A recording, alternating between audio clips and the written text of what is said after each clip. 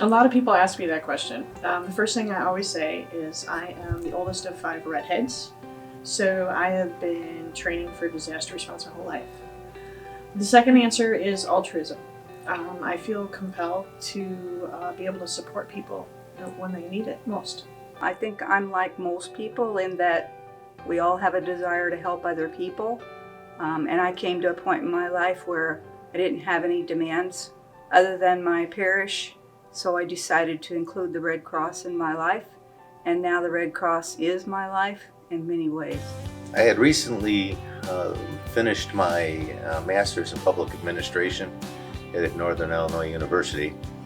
And one of my goals was to do disaster assistance at a community in, a community level. And afterwards, this was one of the recommendations, was to get involved with Red Cross. This is my first experience with Red Cross, and I've been doing it essentially since I graduated last June.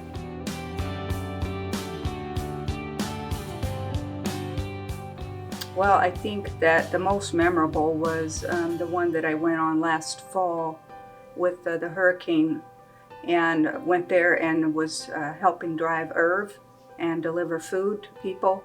And we were out and about every day, many miles, and saw a lot of people, saw a lot of country, engaged with a lot of clients, and it was a great time to meet a lot of other Red Cross people. Every deployment is memorable for different reasons, whether it be the people you work with alongside the people that you help, or a combination of both.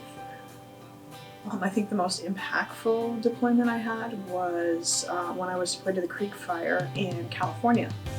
And my role there was distribution of emergency supplies.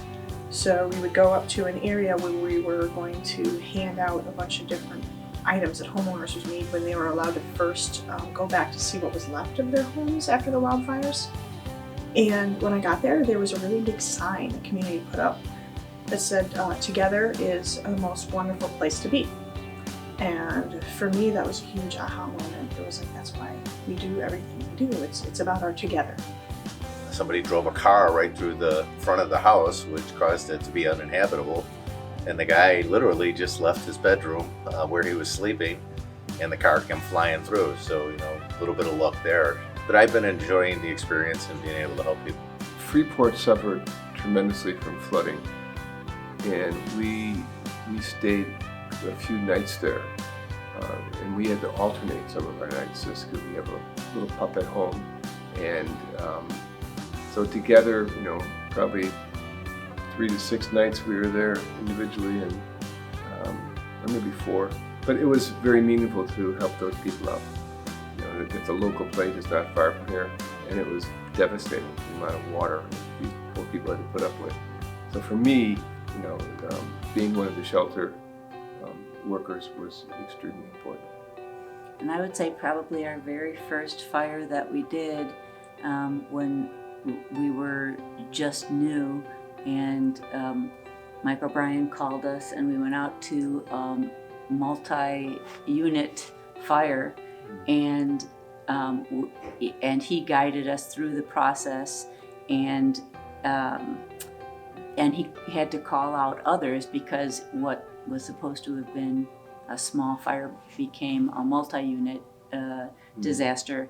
And to see the other volunteers who came out on call that evening, and that was Steve and Ron came out that evening to see what they did and how they did it, how long it took, how cold it was, and how much help they gave to people who were in immediate need. So I like that responding in person to people who need something, to be able to be the first sign of hope for people is what I like.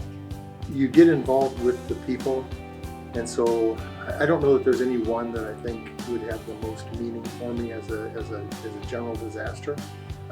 They all have good memories associated with them. I see the Red Cross always evolve, but always stay true to their principles. So I hope that I do both. stay true to the principles of the Red Cross, but also evolve in the direction that we need to evolve in to support people. Well, I am now disaster spiritual care, so I am getting involved with that more and doing a lot of, involved with sheltering still as far as doing the surveys for potential emergency shelters. I'm hoping to gain some experience, not only as an initial DAT member, but also I would like to learn some mass care, and I'd like to be able to do that at a larger scale to increase my capacity, so I'd be able to help people. I think we're very comfortable with being disaster action team members, and that direct service, that's where we want to be. So we're going to continue to do that. We'll continue to install fire alarms when we can, but those two things, that's where we're going to be. You're exactly right. That direct service is what we like. Face-to-face service is what we like, and we like being on call when we can be. I really do like to deploy, and and I like to have face-to-face interactions with clients. So especially as we exit the time of COVID, I'm anxious. I'm glad that we have returned to in-person responses to fires. No matter what your personality type is, you are needed. We all have different skill sets, and all of us with our different skill sets bring something different to help people. I have already. I am trying to get my neighbor involved. She used to be Red Cross a long time ago, and I've just about got her talked into it. And I always mention it to people when they ask me about what I do. I explain that there's a variety of tasks that need to be done. You don't need to go on deployment. You don't have to be in person with things. You can do a lot virtually. You can do a lot of casework and help in a lot of other ways. So there's a lot of opportunity to do a big variety of things within the Red Cross. You have interest in helping other people? Absolutely. We have done that already, and I will continue to recommend it, especially to retired folks and people who just care and want to do something. There's a whole superstructure already in place. You just got to plug into it, and you can do good. I would definitely recommend it to other people, to a friend, to neighbors, to anyone, if they have a side to their personality which is aimed at helping people. The American Red Cross helps to prepare, respond, and also in the recovery phase when a national disaster hits, specifically the California wildfires. Today we're on the move with the disaster assessment team, and what that means specifically for the residences who have been affected. Today we'll learn a little bit more about the process and also about the devastation that the California wildfires left behind. Basically, a client like this would have contacted the Red Cross for assistance, and they needed to know the damage to their property. And so we come out, we get a call, and it tells us to go out to an address, and we come and look and assess what the damage is. So when we come up to a site like this, what you notice is, and especially in a site like this, is it represents a life. It represents a family's life. You can see the chairs were sitting on the front porch. You can see their cook stove where their kitchen would have been. You can see their heating stove. And you can just imagine a family living in this unit and what their life must have been like before this. You see their house plants sitting around that are burnt. You understand that there's people connected to this rubble. So as we go from property to property doing the damage assessment, one thing we've noticed is these pink ribbons with the black dots on them.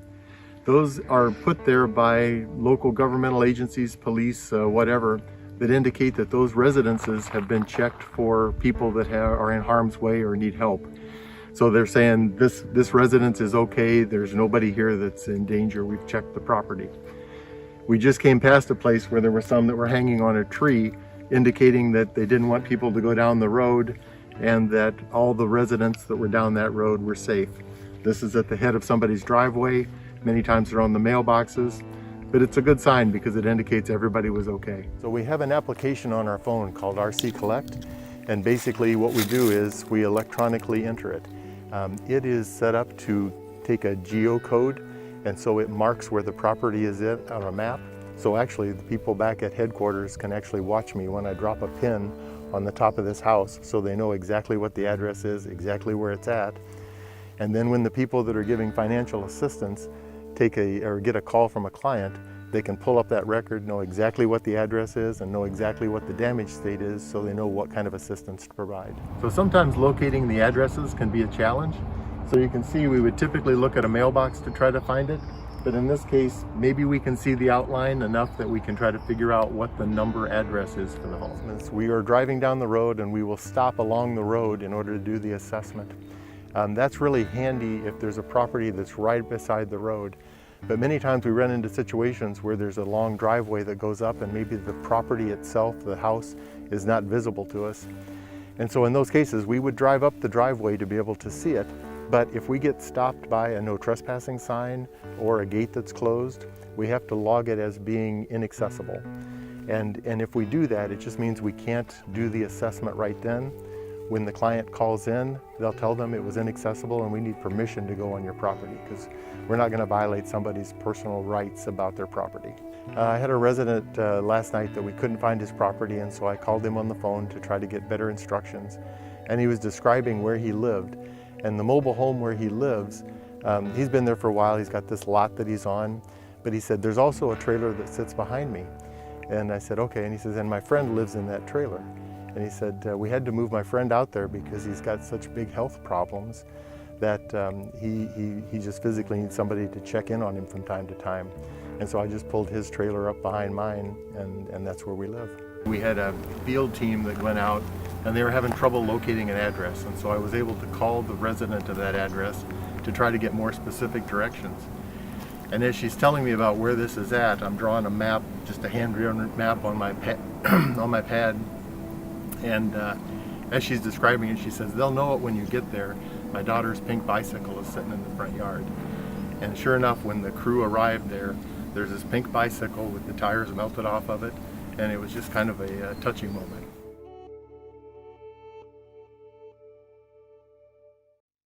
Just more than a month ago, a Rockford family escaped a house fire thanks to smoke alarms installed by Red Cross volunteers.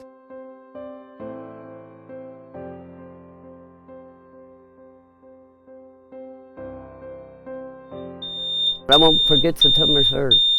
That smoke alarm's what woke my daughter up. She come down, she woke me up. And all I could see was this big orange ball of fire. I mean, it was huge. I froze. I think I was in shock. I froze. She called 911, and I got my daughter out, Carmen. We got a daughter that's 25 we adopted that's got autism. But we all got out safe, and thank God. Thank God to Red Cross. It was a relief to know somebody that was there that cared. I can't forget these two.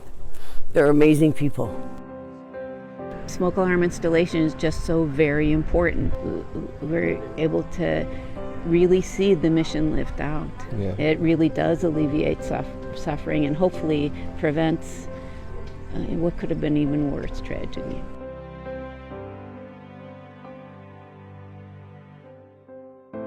Today, those volunteers got to reunite with one of those family members. If it wasn't for you guys, I wouldn't be sitting here, and he wouldn't be sitting. And my 12-year-old wouldn't have got up, because those smoke alarms saved me and my children's life. And I thank God every day. Every day, I thank God. And I thank Red Cross. Doreen's daughter was the first to wake up thanks to the sound of an upstairs smoke alarm. Back in May, 2 volunteers installed multiple. It's kind of a very emotional, and today when I met her, I feel like, oh, something what we have done is clearly giving back to the society, and I don't have words for that. My teenage daughter saved our life because of your smoke alarm. Thank you, Red Cross. I'm a volunteer. I'm a volunteer. I'm a volunteer. I'm a volunteer. I'm a volunteer. And you can be one too.